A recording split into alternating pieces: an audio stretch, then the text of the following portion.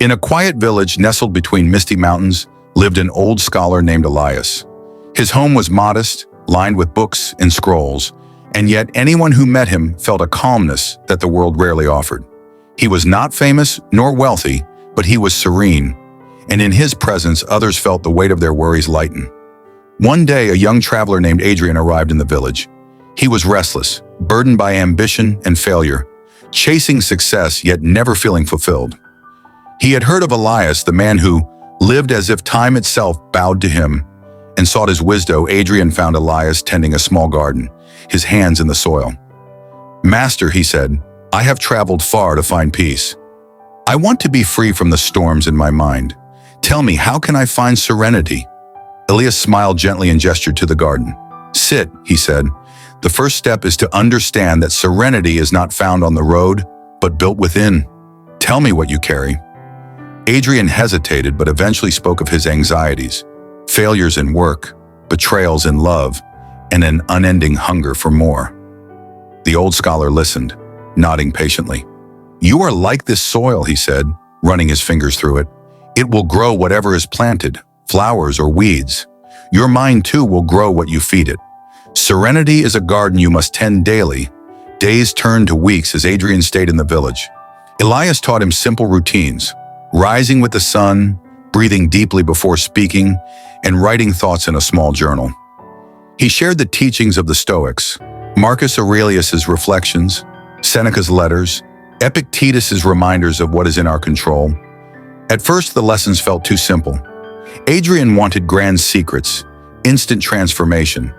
But as he followed the routines, he noticed small changes.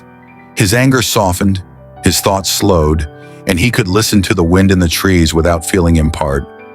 One evening, as the sun set in orange and gold, Adrian asked, "Master, why do I still feel fear of the future?"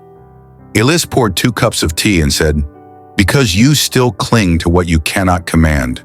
A bird cannot control the wind, yet it flies. Accept what is not yours to hold, and you will soar." The next morning, Adrian walked to the river that flowed beyond the village. He watched the water curve around rocks and bend with the land. He realized that the river never fought the obstacles. It simply flowed. That night, he wrote in his journal, "Serenity is surrendering to the shape of life without losing your direction." Weeks became months. Elias rarely gave long lectures. Instead, he lived the lessons, smiling at the rain, bowing to strangers, pausing to notice a single falling leaf. Adrian began to mimic this quiet awareness, and slowly it became his own. One day, a villager came rushing to Elias, upset about a theft. Adrian expected Elias to be angry, but the old man simply said, "We cannot stop the wind from blowing, but we can close our windows." The villager calmed, and Adrian understood. Wisdom was not in words, but in how one moved through the world. Eventually, Adrian knew it was time to leave. "Master," he said, "I came here seeking peace. I feel different now, but what if I lose this serenity in the world outside?"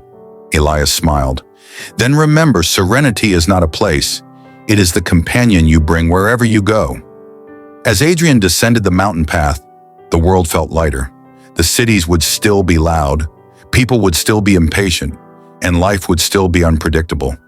But within him, a quiet garden had begun to bloom. He paused at a bend in the trail and looked back at the village.